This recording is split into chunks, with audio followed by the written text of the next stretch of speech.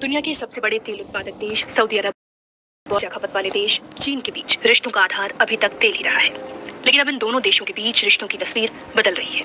10 और 11 जून को सऊदी अरब की राजधानी रियाद में हुए 10वें अरब चीन व्यापार सम्मेलन में दोनों देशों ने अपने रिश्तों को नई दिशा देने की कोशिश की है। इस सम्मेलन में दोनों देशों के बीच 10 अरब डॉलर के समझौते हुए हैं। चीन की ओर से ईरान और सऊदी अरब के बीच राजनयिक संबंध बहाल कराए जाने के बाद दोनों नेताओं की यह पहली बातचीत थी। पीएम मोदी और सऊदी क्राउन प्रिंस की बातचीत के बाद ही सऊदी अरब ने चीन से अहम कारोबारी समझौते किए हैं। इससे पहले सऊदी अरब ने श्रीनगर में G20 की एक बैठक में अपने प्रतिनिधि को नहीं भेजा था। श्रीनगर में G20 की बैठक कराने पर पाकिस्तान ने आपत्ति दर्ज कराई थी।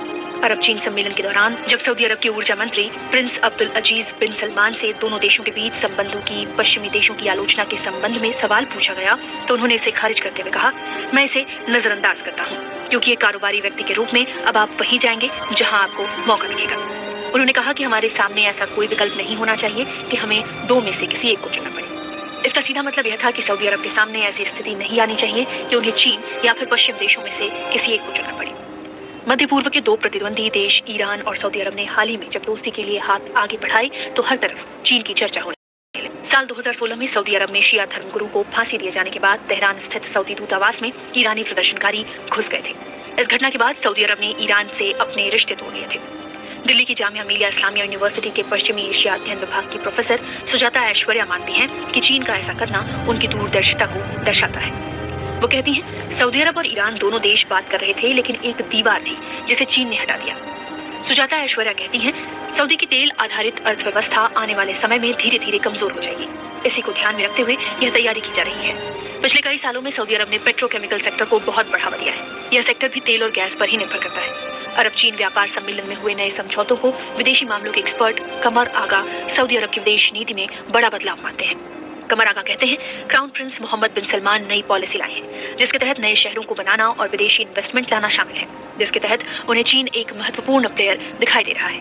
दरअसल 20 साल पहले जब अमेरिका ने इराक पर हमला किया था, तब वह पश्चिमी एशिया में एक बड़ी ताकत था।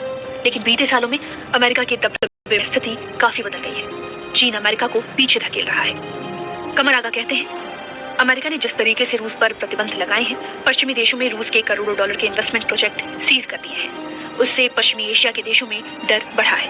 उन्हें लगता है कि उनका पैसा पश्चिमी देशों में अब सुरक्षित नहीं है। वो अमेरिका, जर्मनी, फ्रांस और ब्रिटेन जैसे देशों की बजाय उभर रही अर्थव्यवस्थाओं में पैसा लगाना चाहते हैं। सुजाता ऐश्वर्या कहती हैं, पश्चिमी देश प्रतिबंधों को हथियारों की तरह इस्तेमाल करते हैं, जिसकी वजह से पश्चिमी एशिया के देशों को डरना जायज है।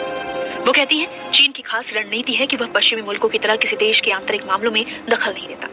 ऐसे में एक तरफ डोकलाम से लेकर गलवान तक भारत चीन की सीमाओं पर पिछले कुछ समय से तनाव बढ़ा है, वहीं दूसरी तरफ चीन भारत के पारंपरिक खाड़ी मित्र देशों के साथ संबंधों को मजबूत कर रहा है। सुजाता ऐश्वर्या भारत में रह रहे मुस्लिमों के साथ व्यवहार पर भी सवाल उठाती हैं। वो कहती हैं, भारत में मुस्लिमों के साथ जो हो रहा है उसका प्रभाव विदेश नीति पर पड़ा है।